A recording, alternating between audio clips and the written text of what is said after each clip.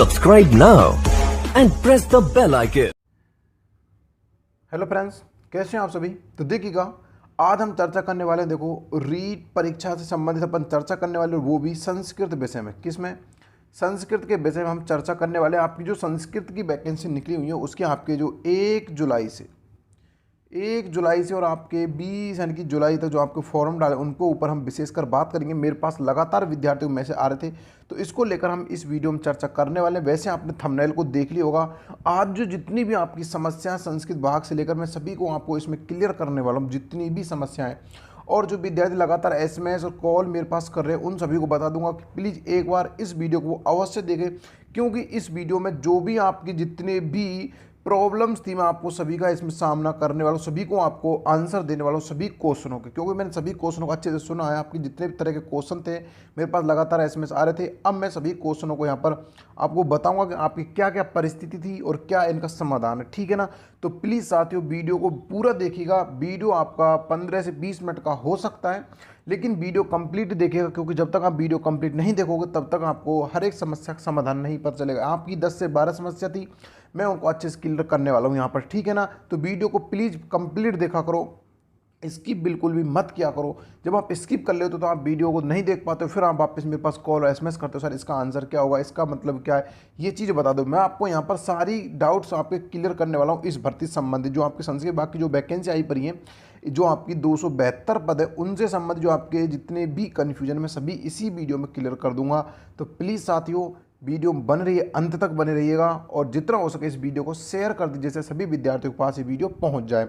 और दूसरी बात एक और बता दूं आपको कि अगर आपने अभी तक हमारे चैनल को सब्सक्राइब नहीं किया तो एक बार चैनल को सब्सक्राइब अवश्य कर लीजिएगा और बेल आइकन दबाकर ऑल पर कर लीजिए, जिससे आपको हर एक वीडियो नोटिफिकेशन साथ साथ भी मिलता है। क्योंकि जब तक आप सब्सक्राइब नहीं करोगे तब आपको वीडियो देखने का मौका नहीं मिलेगा, क्योंकि आपको उसका जो नोटिफिकेशन होता है वो आपके पास नहीं जाएगा। तो प्यारे साथी देखो, मैं अब आपके जो क्वेश्चन थे ना वो आपको क्लियर करने जा रहा हूँ। मैं आपके कौन कौन से क्वेश्चन जो मेरे पास लगातार आ रहे थे उन क्वेश्चन को बताऊँगा, फिर उनका क्या समाधान था वो भी मैं आपको बताऊँगा। देखो, पहला जो आपका क्वेश्चन था वो ये था कि सर इसमें जो आपकी संस्कृत बाकी जो वैकेंसी, सर इसमें कौन कौन फॉर्म भर सकता है, यानी कि इसमें कौन कौन फॉर्म भर सकता है। एक तो आपका क्वेश्चन ये था। दूसरा क्वेश्चन आपका ये था, सर मैंने तो 12वीं संस्कृत से की है लेकिन रीट में संस्कृत नहीं थी।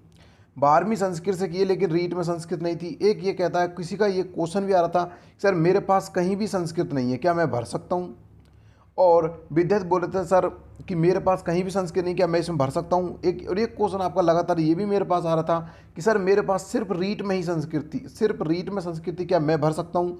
और कुछ विद्यार्थी बोल रहे थे सर मेरे पास तो रीट में भी संस्कृत थी और 12वीं में भी संस्कृत थी, क्या मैं भर सकता हूँ। तो प्लीज़ आते हो वो भी अवश्य देख लीजिएगा। मैं आपके सारे डाउट्स इसमें क्लियर करने वाला हूँ, ठीक है ना। और कुछ विद्यार्थी बोल रहे थे सर मेरे अपनी जो कट ऑफ गई थी उससे 2 नंबर कम है, क्या मैं भर सकता हूँ इसमें फॉर्म। तो ऐसे अन्य प्रकार के विद्यार्थियों को मेरे पास लगातार क्वेश्चंस आ रहे थे। तो सबसे पहला जो क्वेश्चन था आपका वो ये क्वेश्चन था कि सर संस्कृत भाग में कौन कौन फॉर्म भर सकता है और क्या क्या इसकी योग्यता होनी चाहिए। पहला क्वेश्चन ये था। तो प्यारे साथी देखो, इसमें मैं सभी को अच्छे से बता दूं, इसमें 272 पद हैं और ये पद आपके टीएसपी और नॉन टीएसपी के, टीएसपी और नॉन टीएसपी के 272 पद हैं। वैसे तो आपके साथ धोखा हुआ है वैसे, क्योंकि जो बीडी कल्ला जी थे उन्होंने 1700 पदों के लिए बोला था कुछ दिन पहले, लेकिन उन्होंने 272 पद, या आपके साथ नाइंसाफ़ी हुई है बच्चों के साथ। तो मैं आपसे कहना चाहूँगा कि जितना हो सके आप उपेंद्र यादव जी के साथ जाके धरना दीजिएगा शहीद स्मारक पर, जहाँ पर वो बोले वहाँ पर जाइएगा, जिससे आपको हो सके खुद पदों में वृद्धि हो जाए, ठीक है ना। हो सकता है 500 समथिंग आपके पद भी हो जाए, 500 1000 जितने भी हो जाएंगे, लेकिन आप संघर्ष कीजिएगा। तो चलिए देखो, अब आपका जो पहला जो क्वेश्चन था कि इसमें कौन कौन फॉर्म भर सकता है, देखो मैं आपको बताना चाहूँगा कि देखो इसकी जो मेरिट है, इसकी मेरिट में क्या होगा कि देखो जो विद्यार्थियों का सिलेक्शन फाइनल सिलेक्शन हो चुका है उन विद्यार्थियों के लिए बताना चाहूँगा वो भी इसमें फॉर्म डालेंगे, और जिनका सिलेक्शन नहीं हुआ वो भी इस भर्ती में फॉर्म डालेंगे। मानो किसी विद्यार्थी का चित्तौड़गढ़ से बिलोंग करता, ध्यान देना, कोई चित्तौड़गढ़ से और उसका माना हनुमानगढ़ उसको डिस्ट्रिक्ट मिला था, हनुमान उसको अलर्ट, तो वो भी इसमें फॉर्म डालेगा। इसलिए जो आपकी जर्नल की जो कट ऑफ गई थी, आपकी रीट की जो जर्नल जो कट ऑफ गई थी, वो मानो आपकी कट ऑफ 133 गई थी, 133 तो गई थी आपकी जनरल कट ऑफ। तो इसमें अगर संस्कृत भाग के पद बढ़ते, संस्कृत भाग में अगर वो बच्चे जिनकी ज्वाइनिंग हो चुकी है अगर वो भरते हैं तो हो सकता है आपकी कट ऑफ इनमें एक आध वृद्धि हो जाए, वरना आपकी कट ऑफ इतनी ही जाने वाली, क्योंकि जो विद्यार्थी वो जो अच्छे नंबर थे उस विद्यार्थी को लगभग आपका गृह जिला ही मिला, जिसके अच्छे नंबर थे कट ऑफ से 1-2 नंबर ऊपर थे तो उसको लगभग गृह जिला ही मिला। इसलिए तो आपकी जो कट ऑफ के बाद जो नंबर जुड़ रहे हैं, यानी कि जो विद्यार्थी नंबर लाने कट ऑफ से अधिक, उनको लगभग गृह जिला मिला, इसलिए आपकी कट ऑफ 133 के समथिंग ही जाने वाली है। जर्नल कट ऑफ इसमें जो जाएगी उसके ज़्यादा नहीं जाने वाली, ठीक है ना। तो ये क्लियर डाउट होगा। अब इसमें आती है फॉर्म कौन कौन भरेगा। तो भाई इसमें सभी फॉर्म भर सकते हैं। देखो सभी इसमें फॉर्म भरने की बात आती है तो इसमें सभी भर सकते, चाहे उसके 90 नंबर हो वो भी इसमें फॉर्म डाल देगा। वैसे सभी को पता है नंबर का आएगा तो है नहीं, लेकिन इसमें फॉर्म भरने जो कंडीशन थी कि कौन कौन भर सकते हैं, इसमें सभी फॉर्म भर सकते हैं जिनके 90+ नंबर हो वो सभी इसमें फॉर्म डाल सकते हैं। समझ में आई कंडीशन, चाहे वो SC कैटेगरी से हो, चाहे OBC से हो, चाहे जर्नल से हो, चाहे EWS हो, चाहे MP, कोई भी कैटेगरी हो जिसके 90+ नंबर वो इसमें फॉर्म डाल सकता है। Condition clear. इसमें कौन कौन, इसमें सभी विद्यार्थी फॉर्म डाल सकते हैं जिनकी इसी जो आपकी 2021 वाली रीट थी इनमें उनकी जॉब लग चुकी है, वो विद्यार्थी इसमें फॉर्म भर सकते हैं। ध्यान रखना सामान्य से इसमें फॉर्म डाल सकते हैं, ठीक है। ये क्लियर हो गया डाउट। दूसरा जो आपका क्वेश्चन था कि भाई इसमें पहला क्वेश्चन ये था कि कौन कौन फॉर्म भरते, तो इसमें सभी कैटेगरी के सभी विद्यार्थी जो 90+ हो सभी विद्यार्थी इसमें जो मतलब जिन क्वालिफाइड रीट है वो सभी इसमें फॉर्म डाल सकते हैं, ठीक है ना। अब वैसे तो आपको पता जो कट ऑफ के इर्द गिर्द थे वही इसमें फॉर्म डालेंगे। वैसे आपका जो क्वेश्चन था उसके हिसाब से मैंने बताया कि इसमें कौन कौन फॉर्म, तो इसमें सभी विद्यार्थी फॉर्म आसानी से डाल सकते हैं, ठीक है ना।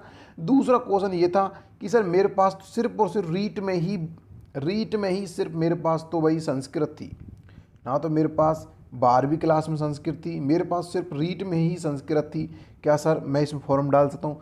तो हाँ आप डाल सकते हो, आप इसमें फॉर्म डाल सकते हो क्योंकि आप इसमें सामान्य से डाल सकते हो। क्योंकि सामान्य वाले विद्यार्थी की 108 सीटें आपको पता होगी, बाकी सीटें आपकी किसकी संस्कृत बाकी हैं, ठीक है ना। तो 108 वाले विद्यार्थी इस रीट में फॉर्म डाल सकते हैं। कैसे डालोगे? देखो जो 108 विद्यार्थी उन पे संस्कृत सामान्य पदों पर फॉर्म कौन डाल सकता है, तो ये चीज़ सुन लीजिएगा भाई। 108 पद हैं और इसमें सामान्य शिक्षक जो आप संस्कृत बनेंगे जिनके पास रीट में भी संस्कृत नहीं थी या फिर कहीं भी कोई संस्कृत से लेना देना नहीं हो उसका, लेकिन वो भी इसमें फॉर्म डाल सकता है। तो अब दूसरी बात ये आती है 108 पदों पर कौन कौन विद्यार्थी इसमें अवश्य फॉर्म डाले। तो देखो मैं आपको बताना चाहूँगा कि जिनके पास ना तो रीट में संस्कृत थी, ना उनके पास 12th में संस्कृत थी और ना ही उन्हें संस्कृत से कोई रीट दिया, तो कोई भी संस्कृत का लेना देना नहीं था, वो इसमें फॉर्म डाले। उनके 108 पद हैं सामान्य शिक्षक, ठीक है ना। अच्छा, सामान्य शिक्षक 108 पद हैं। अब इस पर फॉर्म भरेगा कौन? फॉर्म तो मैं आपको बता दूं, जो विद्यार्थी अपनी DOB की वजह से रहेगा। पहली बात तो जो विद्यार्थी DOB की वजह से रह चुका, सामान्य जो आपके शिक्षकों पद थे 15,500, उनमें से जो विद्यार्थी DOB की वजह से रह चुका है, चाहे वो किसी भी कैटेगरी हो, तो उसमें ये फॉर्म 101% डाले। हो सकता है उसका 100% इसमें हो जाएगा। दूसरी कंडीशन में जिस विद्यार्थी के 1 या 2 नंबर कम है कट ऑफ से, अपनी 1 या 2 नंबर कम है अपनी कट ऑफ से, यानी कि सामान्य कट ऑफ से उसके 1 या 2 नंबर कम है, तो वो भी इसमें फॉर्म अवश्य डाले। बाकी 3 नंबर जिसके कम है वो फॉर्म मत डालिएगा, उसके 150 रुपये वेस्ट ही जाएंगे, ठीक है ना। बाकी वो भी 1 या 2 नंबर जिसके कम है वो सारे इसमें फॉर्म डालेगा, उनका 101% चांस बन जाते हैं सिलेक्शन होने के। अगर इसमें पद बढ़ जाते हैं, अगर इसमें पद बढ़ जाते तो 2 नंबर तक कट ऑफ कम वालों को सिलेक्शन इसमें 101% हो जाएगा। अगर आपके पद वरना इतने ही पद रहते हैं तो आपके DOB वाले और हो सकता है आपके एक कम वाले सिलेक्शन इसमें कैटेगरी वाइज हो सकता है, ठीक है ना। तो ये क्लियर हो गया भाई इसमें कौन कौन फॉर्म भर सकता है। तो जिनके पास रीट में भी संस्कृत नहीं थी, जिनके पास रीट में संस्कृत नहीं थी, 12th में भी संस्कृत नहीं थी, या फिर अन्य संबंध यानी जिनका संस्कृत से कोई लेना देना नहीं था, तो उनके लिए 108 पद सामान्य वो इसमें फॉर्म डाल सकते हैं। ये बात क्लियर हो चुकी है। और इसमें सामान्यतः वही फॉर्म डाले जो DOB वजह से रह चुके हो, चाहे किसी भी कैटेगरी से हो, और या फिर 1 या 2 नंबर कम आए उनकी अपनी सामान्य कट ऑफ से, वो इसमें फॉर्म डालें, उनको ज़्यादा बेनिफिट होगा। वरना 5-6 नंबर कम आए उनके, वो इसमें फॉर्म बिल्कुल भी नहीं डालें, उनके 150 वेस्ट ही जाएंगे, ठीक है ना। दूसरी बात, जो विद्यार्थी बोल रहे हैं सर मेरे पास सिर्फ 12th में संस्कृत थी, 12th में संस्कृत थी लेकिन मेरे पास रीट में संस्कृत नहीं है, तो क्या मैं फॉर्म डाल सकता हूँ? जी हाँ, आप भी इसमें फॉर्म डाल सकते हो, आप भी इसमें फॉर्म डाल सकते हो। आपके पास 12th में संस्कृत थी लेकिन रीट में नहीं थी। इसमें आप जो फॉर्म डालोगे वो क्या करोगे? इसमें आप फॉर्म डालोगे, इसमें आप सामान्य से भरोगे, आप इसमें संस्कृत से नहीं भर सकते। लेकिन जिन विद्यार्थियों के पास 12th में भी संस्कृत थी और BST जो आपकी DLED वो भी संस्कृत से की और आपके रीट में भी संस्कृत थी, तो वो विद्यार्थी इसमें संस्कृत के जो पद हैं उन पे अपने फॉर्म अप्लाई कर सकता है। और चाहे तो वो विद्यार्थी फॉर्म अप्लाई करे सामान्य से भी कर सकता है। कंडीशन ये ध्यान रखना बहुत इंपॉर्टेंट है कि जिन विद्यार्थियों ने क्या किया, जिन विद्यार्थियों के पास रीट में सिर्फ संस्कृत थी, 12th में संस्कृत नहीं थी और ना ही उनके पास बीएसटी संस्कृत थी, तो वो विद्यार्थी सिर्फ और सिर्फ सामान्य से फॉर्म डालेगा, सिर्फ और सिर्फ। यानी कि और जिन विद्यार्थियों के पास रीट में भी संस्कृत थी, 12th में भी संस्कृत थी और बीएसटी में संस्कृत थी, तो वो विद्यार्थी सामान्य से भी फॉर्म भर सकता है और अपने जो विशेष संस्कृत के पद है उन पे भी फॉर्म भर सकता है। ध्यान रखना, ये विद्यार्थी जिनके पास 12th रीट और बीएसटी संस्कृति, वो दोनों पदों पर योग्यधारी है, कि दोनों पदों पर वो फॉर्म भर सकता है, सामान्य से भर सकता है और अपने संस्कृत विभाग से भी जो उसकी वैकेंसी उस हिसाब से वो फॉर्म भर सकता है। और देखो सबसे बड़ी कंडीशन एक ये लग रही थी कि कुछ विद्यार्थी बोले सर मैंने तो जो बीएसटी से करी है वो संस्कृत स्कूल से की है, संस्कृत कॉलेज से की है। ध्यान देना, बहुत इंपॉर्टेंट बात है। लेकिन सर मैं तो सामान्य था, मैंने तो संस्कृत जो कॉलेज था उससे बीएसटी से करी, क्या सर मैं इसमें अवेलेबल हूँ, मैं फॉर्म डाल सकता हूँ उसमें? जी हाँ, आप भी इसमें फॉर्म डाल सकते हो, चाहे आपने संस्कृत वाले स्कूल से फॉर्म किया लेकिन आप सामान्य से थे तो आप सामान्य से ही इसमें फॉर्म डाल सकते हो, जो आपकी 108 जगहों पर भर्ती हो रही है, ठीक है ना।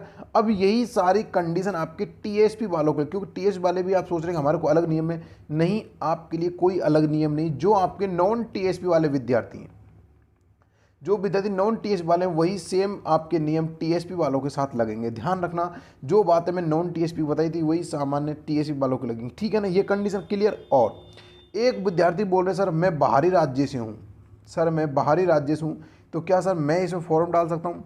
तो देखो बाहरी राज्य वालों को मैं आपको स्पेशली बताऊंगा, बाहरी राज्य वाले क्या करना उनको। तो जो बाहरी राज्य वाले हैं जिनमें सिर्फ वही फॉर्म डाल सकते हैं, कौन?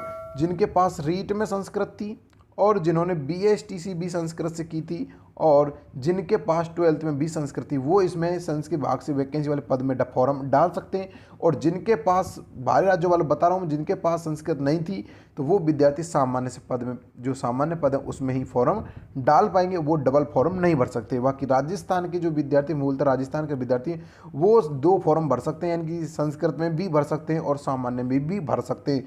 सामान्य में वो विद्यार्थी भरेंगे जिनके पास कोई लेना देना नहीं था रीट संस्कृत से, और संस्कृत वो विद्यार्थी भरेंगे जिनके पास 12th में बीएसटीसी में और आपके रीट में संस्कृत थी, ठीक है ना। ये जो दोनों विद्यार्थी इसमें फॉर्म डाल सकते हैं, सामान्य में डाल सकते हो, संस्कृत से भी डाल सकते हो। ये क्लियर, आपके 2 से 3 क्वेश्चन डाउट क्लियर हो गए। अब जो आपका आखिरी जो चौथे नंबर जो क्वेश्चन था, लगातार विद्यार्थी मेरे पास कॉल कर रहे थे कि सर जो आपकी मेरिट बनेगी, देखो जो इसकी मेरिट बनेगी आपके संस्कृत भाग की, जो आपकी जो संस्कृत भाग की जो मेरिट बनेगी, सर ये मेरिट किस आधार पर बनेगी? तो देखो मैं आपको ये भी बता दूं कि भाई ये मेरिट कब तक और किस आधार बनेगी। सबसे फर्स्ट क्वेश्चन, ये मेरिट कब तक आएगी, किस आधार पर बनेगी, और इसमें कितने क्या इसमें पद बढ़ेंगे या नहीं बढ़ेंगे, ये बात भी थी, क्या पद बढ़ेंगे नहीं बढ़ेंगे। तो पहला क्वेश्चन था आपकी कब तक इसकी मेरिट आएगी। तो देखो आपके 20 जुलाई तक तो आपके फॉर्म भरे जा रहे हैं, पता ना आपको सभी को, वो 20 जुलाई तक तो इसके फॉर्म अप्लाई करवाए जा रहे हैं। आपके 1 जुलाई से 20 जुलाई तक तो आपके फॉर्म अप्लाई करवाए जा रहे हैं। उसके बाद आपकी कब इसकी, यानी कि कब इसकी मेरिट आएगी, कब तक इसका प्रोसेस कंप्लीट होगा। तो मैं आप सभी के लिए बता दूं, कब तक का मतलब ये होता है कि आपके अगस्त के लास्ट, यानी कि अगस्त के लास्ट तक आपकी 101%, यानी कि आपके 20 अगस्त तक, मैं कहना चाहूँगा 20 अगस्त तक आपकी मेरिट आ जाएगी, ठीक है ना। 20 अगस्त तक आपकी क्या आ जाएगी, मेरिट, 20 अगस्त तक आपकी इसकी मेरिट आ जाएगी, ठीक है ना। क्या इसके पद बढ़ेंगे? तो देखो आपको पता होगा बीडी कल्लाजी 1700 पदों के लिए आपको बोला था, बीडी कल्लाजी 1700 पदों के लिए बोला था, लेकिन 272 ही पद आपके निकालें। तो अगर आप चाहो तो आप संघर्ष करो तो आपके इसके पद आपके बढ़ सकते हैं, आपके पद बढ़ सकते हैं। अगर आप संघर्ष करते हो, उपेन्द्र के साथ लेते हो, तो हो सकता है आपके पद भी बढ़ जाएं। इसलिए मैं आपसे कहना चाहूँगा स्पेशली कि आप पद बढ़वाने के लिए ज़्यादा संघर्ष करें, जिससे अन्य विद्यार्थियों को भी मौका मिल सके। इसलिए, और दूसरी बात, जो विद्यार्थी ऑलरेडी सेलेक्टेड हुए हैं, जिनका सिलेक्शन हुआ पड़ा, वो विद्यार्थी प्लीज़ इसमें मेरिट बढ़ाने के लिए अपना फॉर्म अप्लाई ना करें, क्योंकि अगर आप अप्लाई करोगे तो जो आपके निम्न जो कम नंबर वाले बच्चे, उनका हो सकता है सिलेक्शन रुक जाए किसी कारणवश से, क्योंकि आप हाई मेरिट वजह से उनका नंबर नहीं आएगा। इसलिए मैं आपसे कहना चाहूँगा कि आपकी जॉब लगी हुई है, आपका तो कुछ दिन बाद ट्रांसफर होकर आपको अपने जिले गृह जिला में मिल सकता है, लेकिन जो विद्यार्थी सिलेक्शन नहीं होगा उनके लिए बहुत बड़ी दुखद बात है। इसलिए आप इसमें फॉर्म अप्लाई ना करें। बाकी आपकी व्यक्तिगत सोच, आप जो चाहो वो करोगे। बाकी मेरा खुद का मानना है कि आप नहीं भरो तो ज़्यादा बेटर है, क्योंकि आपका तो ऑलरेडी सिलेक्शन हुआ पड़ा है, ठीक है। ये बात क्लियर होगी। तो आप देखो 27 पद है आपके, 272 पद निकालें, तो आप इससे उपेन्द्र यादव इस बात करके इनको बढ़वा सकते हैं अगर आप ज़्यादा संघर्ष करते हो, ठीक है ना। और दूसरा, कितनी मेरिट जाएगी, यानी कि इसकी मेरिट कितनी जाएगी, किस आधार पर इसकी मेरिट बनेगी, कितनी इसकी मेरिट जाएगी और किस आधार पर बनेगी। तो देखो, आपकी जो मेरिट बनेगी वो किस आधार बनेगी ये बात बता दूं, तो आपकी मेरिट का आधार आपका जो आरक्षण जिनको विद्यार्थी दिया पड़ा उसी आधार बनेगी। यानी कि सबसे ज़्यादा जाएगी आपकी जनरल की, फिर ईडब्ल्यूएस की, फिर ओबीसी एमबीसी, उसी प्रकार से क्रम वाइज आपकी मेरिट बनने वाली, जो आपकी सामान्य मेरिट बनती है वही इसकी मेरिट बनेगी। ये बात भी क्लियर होगी किस आधार पर। अब कितने तक इसकी मेरिट, कितनी इसकी मेरिट जा सकती है तो मैं आपके लिए ये बता दूं। देखो कितनी इसमें मेरिट जा सकती है, सबसे बड़ी बात है कि आपकी 133 तो आपकी जर्नल की मेरिट जा चुकी है। पहले ऑलरेडी सामान्य जो आपकी भर्ती हुई थी सामान्य रीट की, उसमें 133 तो जर्नल की जा चुकी है। तो अब आपकी ज़्यादा से ज़्यादा आपकी अगर बढ़ती, अगर इसमें विद्यार्थी जिनका सिलेक्शन हुआ पड़ा वो विद्यार्थी फॉर्म डालते हैं तो आपकी एक नंबर बढ़ने के चांस 134 पर जाएगी। वाकई ज़्यादा आपकी मेरिट कदापि नहीं जाएगी, कभी भी नहीं जाएगी। यानी कि सिर्फ आपकी एक नंबर एक्स्ट्रा जा सकती है। जब जाएगी वो भी जब इसमें विद्यार्थी वो फॉर्म भरेंगे। अगर वो नहीं भरते हैं, अगर वो विद्यार्थी इसमें फॉर्म नहीं भरते हैं तो आपकी मेरिट 133 से डाउन रहने वाली है। 133 से आपकी मेरिट डाउन अगर वो विद्यार्थी फॉर्म नहीं भरते हैं। हाँ, वैसे ऐसा लग नहीं रहा कि वो विद्यार्थी फॉर्म, क्योंकि आप सभी चाहते हैं कि हमको गृह जिला मिले इसलिए उसको फॉर्म भरेंगे। तो आपकी एक एक नंबर, यानी कि जिस विद्या को मानो कि आपकी ओबीसी की 131 गई थी तो आपको ओबीसी की 132 मान सकते हो आप। अन्य कैटेगरी को एक प्लस कर, जो विद्यार्थी जैसे कि 125 आप एससी गई तो 126 कर सकते हो। ऐसे ऐसे आप एक मान सकते हो। अगर वो विद्यार्थी फॉर्म नहीं भरते हैं तो आपकी एक नंबर आपकी डाउन होने के ज़्यादा चांस बन जाते हैं। एक नंबर आपकी कम हो जाएगी मेरिट, एक नंबर आपकी मेरिट कम हो जाएगी अगर वो विद्यार्थी इसमें फॉर्म नहीं भरते। तो लगभग मैं आपसे कहना चाहूँगा, मैंने आपके लगभग सारे डाउट्स क्लियर कर दिए। अगर अभी भी कोई विद्यार्थी किसी प्रकार कोई डाउट रहा है, हाँ एक बात और बता दूँ, इसमें विद्यार्थी लगातार बोल रहे थे, जो अभी आपसे लगातार मेरे से बोल रहे थे कि सर जब मैं स्पोर्ट कोटे से हूँ, मैं स्पोर्ट कोटे से हूँ, लेकिन मेरे पास संस्कृत विभाग यानी कि संस्कृत से मैंने बीएसटी से करी है और रीट में भी संस्कृत थी और आपकी 12th में संस्कृत, लेकिन मैं स्पोर्ट कोटे, मैंने स्पोर्ट कोटे से अलग से ले रखा है। तो मैं आप सभी को बता दूँ, देखो आपको इसका पूरा फ़ायदा मिलेगा अगर आप इसमें फॉर्म डालते हो तो, ठीक है ना। तो आप भी इसमें फॉर्म अप्लाई कर सकते हो। संस्कृत विभाग वाली वैकेंसी सामान्य से कर सकते हो, और अगर आपके पास ये तीनों में लिए, अगर रीट में संस्कृत 12th की थी और संस्कृत ही आपके बीएसटी से थी तो आप इसमें संस्कृत से भी फॉर्म डाल सकते हो। तो लगभग मैंने आपके जितने भी डाउट्स थे लगभग क्लियर कर चुका हूँ। अगर कोई विद्यार्थी का कोई डाउट फिर भी बचा हुआ है तो प्लीज़ हमारा स्टार मैथ क्लासेज का हमारा टेलीग्राम चैनल है, उससे आप जुड़ जाइएगा। वहाँ पर आपके सारे डाउट्स क्लियर हो जाएंगे। स्टार मैथ जिससे मेरे नाम से यूट्यूब चैनल बना हुआ, उसी नाम से मेरा एक टेलीग्राम चैनल बना हुआ है, उस पर जाकर आप आसानी से इनको देख सकते हो। वहाँ पर बहुत सारे विद्यार्थी जुड़े हुए हैं, आप भी उससे जुड़ जाइएगा, क्योंकि उससे जुड़ते ही आपको सभी डाउट्स क्लियर हो जाएंगे। वहाँ पर मैं आपके हर एक क्वेश्चन का जवाब भी देता रहता हूँ, ठीक है ना। स्टार मैथ क्लासेज कामा हमारे टेलीग्राम चैनल है, इससे आप जुड़ जाइएगा। तो आशा करूँगा विद्यार्थियों कि आपके सारे डाउट्स क्लियर हो चुके होंगे। अगर फिर भी कोई विद्यार्थी का डाउट्स रहता है संस्कृत विभाग की वैकेंसी को लेकर, संस्कृत विभाग की वैकेंसी को लेकर, तो आपके डाउट्स क्लियर किए जाएंगे। और दूसरी बात मैं एक और बता दूं आपको कि कोई विद्यार्थी ये भी बोल रहा था सर इसमें कितने फॉर्म अप्लाई हो सकते हैं। तो देखो अभी मैं आपको ये नहीं बता सकता इसमें कितने फॉर्म अप्लाई हो सकते हैं, अनुमान नहीं लगाया जा सकता, क्योंकि अनुमान इसमें नहीं लगाया जा सकता भाई कितने फॉर्म इसमें अप्लाई हो सकते हैं। क्योंकि 1 जुलाई से तो आपको फॉर्म अप्लाई होना स्टार्ट हुए और 20 जुलाई तक, तब तक आपकी 20 जुलाई को ही मैं आपको बता दूंगा कि 21 जुलाई को मैं आपको बताऊंगा इसमें कितने फॉर्म अप्लाई किए गए। 21 जुलाई को मैं आपको बता दूंगा कि इसमें कितने फॉर्म अप्लाई किए, क्योंकि तब तक आपके अप्लाई नहीं। हाँ वैसे एक अनुमान तौर बता सकते इसमें आपके 20,000 के समथिंग, 20,000 21,000 के समथिंग आपके इसमें फॉर्म अप्लाई हो सकते हैं। 20,000 के समथिंग आपके इसमें अप्लाई हो जाएंगे फॉर्म। क्योंकि जो विद्यार्थी 1 या 2 नंबर से रहा, मैं उसके लिए बोल रहा हूँ वो भी इसमें फॉर्म अवश्य डाले, और जो विद्यार्थी डीओ भी बच रहेगा वो भी इसमें फॉर्म डाले, और जो आपके सर्विसमैन ऑलरेडी लगे हुए हैं जिनकी सर्विस लग चुकी है अभी लगी इसी भर्ती में, तो वो भी इसमें फॉर्म लगभग आपके इसी प्रकार आपके 20,000 समथिंग इसमें पद हो जाएंगे। जो 20,000 समथिंग आपके विद्यार्थी इसमें कह सकते हैं फॉर्म डाल लेंगे। तो 20,000 समथिंग आपको फॉर्म डालेंगे, तो उस हिसाब से आप देख लें कितनी मेरिट आपकी बन सकती है। क्लियर हुआ ना फंडा। तो अब ये ध्यान रखना, ये मत बोलना मेरे से जो कॉल करके एसएमएस करके कि सर मैं इसे फॉर्म डाल सकता हूँ नहीं। तो मैं फिर बताना चाहूँगा इसमें सामान्य के भी पद है, सामान्य के भी पद हैं, तो आप इसमें बिना झिझक किए आप इसमें फॉर्म अप्लाई कर सकते हो। चाहे आपके 82 आएंगी, आपके 90 नंबर हो, आपके 90 नंबर हो तब भी कर सकते हो। वैसे आपको ये पता होगा कि आपके 90 12 वेस्ट ही जाएगा, क्योंकि जिस विद्यार्थी के अपनी कट ऑफ के इर्द गिर्द नंबर है 1 या 2 नंबर कम है वही विद्यार्थी इसमें फॉर्म डाले। मैं आपसे फिर कहना चाहूँगा, बाकी इसका मतलब ये नहीं है कि आपके 90 नंबर आए आप भी इसमें फॉर्म अप्लाई कर दो, उससे कोई मतलब नहीं रहेगा, क्योंकि आपके 150 रुपये वेस्ट ही जाने वाले हैं। तो मैं आपसे कहना चाहूँगा जो विद्यार्थी अपनी कट ऑफ के इर्द गिर्द नंबर लाकर इसमें रह गया था अपनी जो सामान्य वाली भर्ती में, तो उसमें वो इसमें फॉर्म अप्लाई कर सकता है। तो लगभग आपके सारे डाउट्स मैंने इसमें क्लियर कर दिए हैं। अब प्लीज़ साथियों, जो भी विद्यार्थी का कोई का डाउट रह चुका है वो मेरे पास मैसेज कर दीजिएगा टेलीग्राम चैनल पर, उसका डाउट्स और भी क्लियर कर दूंगा। बाकी ऐसा मेरे साथ लग रहा है कि मुझे भाई ऐसा कोई डाउट रहा नहीं होगा कि किसी विद्यार्थी को डाउट रहे। और हाँ, दूसरी बात और बता दूं कि कुछ विद्यार्थी बोल रहे थे सर इसमें क्या क्या डॉक्यूमेंट्स की ज़रूरत पड़ेगी, क्या क्या इसमें डॉक्यूमेंट्स की ज़रूरत पड़ेगी। रीट जो आपने देखो, रीट में जो फॉर्म आपने अप्लाई किया था, आपकी जो रीट में अप्लाई किया था, रीट की जो आपकी 2 गुना कट ऑफ आई थी, उसमें आपने जो किया था भाई आपका क्या क्या डॉक्यूमेंट चाहिए, तो वही सारे डॉक्यूमेंट्स आपके यहाँ पर चाहिए जाएंगे, ठीक है ना। वही सारे डॉक्यूमेंट्स इस भर्ती में चाहिए जाएंगे, आपको कोई भी अलग से कुछ नहीं करना होगा, ठीक है। सारे डॉक्यूमेंट्स वही चाहिए आपको, इससे कोई अलग नहीं वाला। जो भी विद्यार्थियों के ऑलरेडी आए हुए जो 2 गुना में उनका जो हुआ था डॉक्यूमेंट्स अपलोड करवाए थे, उनके जो डॉक्यूमेंट्स चाहिए थे वो सारे डॉक्यूमेंट्स आपके यहाँ चाहिए, ठीक है ना, इसी भर्ती में। और कोई विद्यार्थी बोले सर इस संस्कृत वाक्य की भी क्या 2 गुना कट ऑफ आएगी, तो देखो अभी ऐसी कोई हमारे पास खास न्यूज नहीं है क्या 2 गुना आएगी। बाकी मुझे लग रहा है कि 2 गुना आनी चाहिए, क्योंकि 2 गुना के हिसाब से ही आपका सिलेक्शन हो रहा है। तो 2 हो सकता है 2 गुना भी इसकी कट ऑफ आ जाए, बाकी मुझे लग नहीं रहा कि इसकी 2 गुना कट ऑफ आ जाए, क्योंकि हो सकता है 1 गुना ही कट ऑफ डायरेक्ट आए। अब ये तो हम उसी टाइम डिसाइड करेंगे कि हमारी 2 गुना आती है या फिर 1 गुना आती है, क्योंकि आपका उस समय का कंडीशन अलग बनती है। लेकिन पहले से हम नहीं बता सकते कि आपकी 2 गुना आएगी या 1 गुना आएगी, लेकिन हमको लग रहा है कि 2 गुना आपकी कट ऑफ आने के ज़्यादा चांस है। तो अब देख लीजिएगा, जो भी आपका होगा आपके सामने होगा परिणाम। तो बाकी अब हम संस्कृत बाकी जो वैकेंसी इसमें जो चर्चा करेंगे वो हम 21 जुलाई के बाद करेंगे। 21 जुलाई को आपको बताऊंगा कि भाई इसमें कितने फॉर्म अप्लाई करे गए, तो उस हिसाब से आपकी मेरिट का निर्धारण करेंगे, भाई आपकी कितनी मेरिट जा सकती है, उसी हिसाब से हम अन्य बातों पर भी चर्चा करेंगे। तो प्यारे साथियों, आशा करूँगा कि आपके सारे क्लियर इस भर्ती के डाउट्स थे वो लगभग क्लियर हो गए होंगे।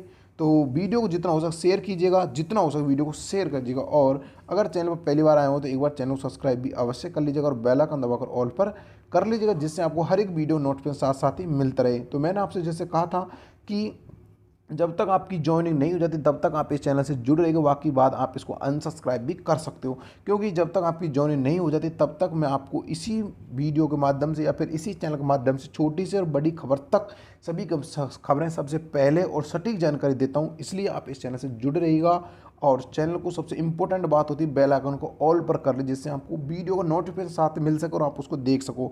और वीडियो पूरा देखो, कंप्लीटली देखा करो, जिससे आपको कोई भी प्रॉब्लम का सामना नहीं करना पड़े, क्योंकि इसमें चाहे छोटी बात हो चाहे बड़ी बात हो, मैं आपको सभी का सॉल्यूशन इसमें बता देता हूँ, ठीक है ना।